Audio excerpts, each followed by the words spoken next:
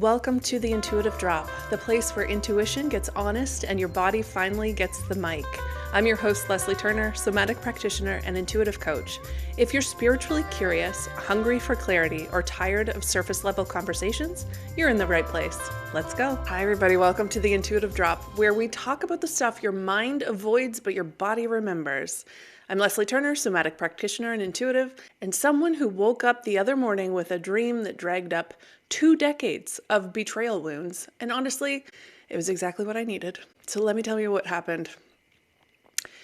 I woke up really early. My husband gets up at 5 a.m. and of course I have a hard time going back to sleep. So I woke up stupid early. Then I could hear him rustling around, and also to a dream where I was dating someone. Keep in mind, I just said I was married to my husband, but I was dating someone, and apparently we had a nanny, and so there was a kid.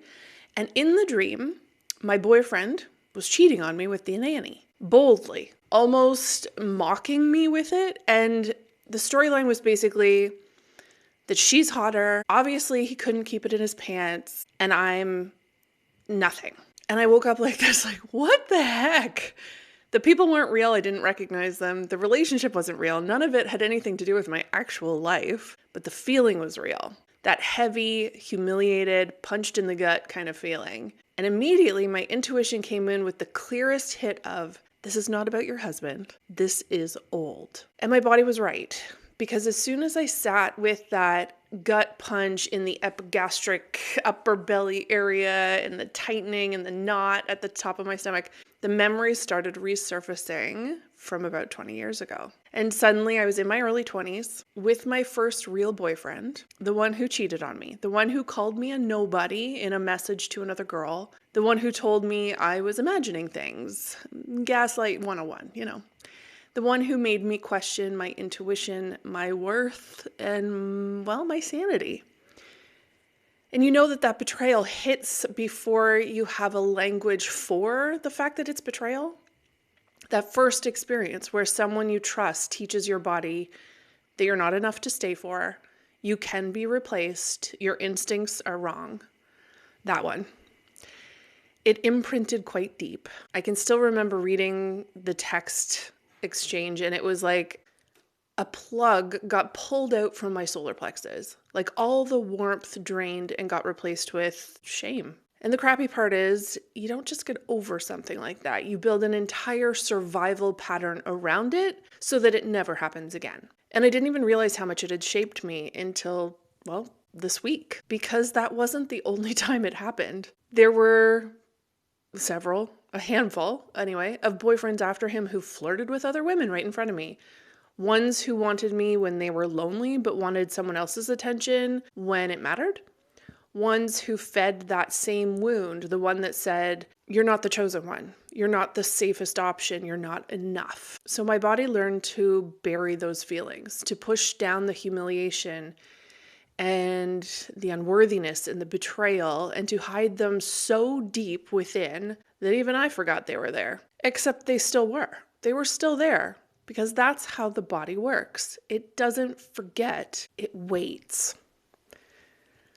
So when I woke up from that dream earlier, my heart was racing. I had this tightening in my gut, and the old me would have spiraled. What if something's wrong with my marriage? Is this intuition telling me? Is this fear? Is this a sign? But instead, the message was clear right after that.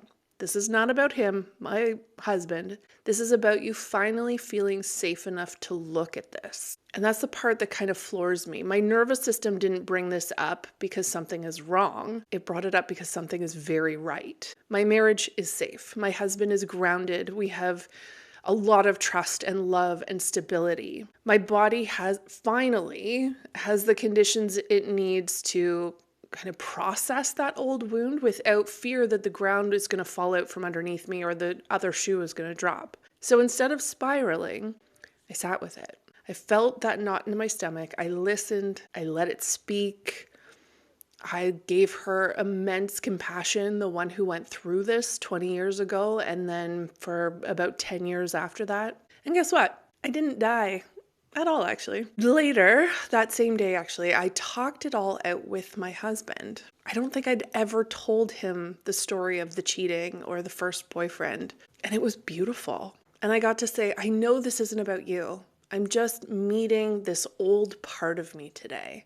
I got to express a lot of gratitude for him, for the safety that our relationship gives me, for the stability that allows my wounds to come up without it being a threat. And that conversation, the honesty and the steadiness, that was healing. Not in a really dramatic, cathartic, cinematic way, but just two adults holding space for truth. And I want you to hear something from this. Old wounds will rise when your body finally feels safe enough for you to feel them. I see this all the time with my clients when they say, oh, I thought I was over this by now. But your body holds on to things and it'll help you process them when the timing is right. This is not your intuition telling you that life is falling apart, because it isn't. My dream wasn't a warning, it was a release. My fear wasn't intuition about the present, it was intuition pointing to the past and how this stuff has to come up because it's not supposed to be part of my future. Those buried feelings of betrayal and unworthiness and humiliation, I honestly thought they'd kill me if I ever looked at them again. But they didn't. I met them, I felt them, and stayed alive in my body.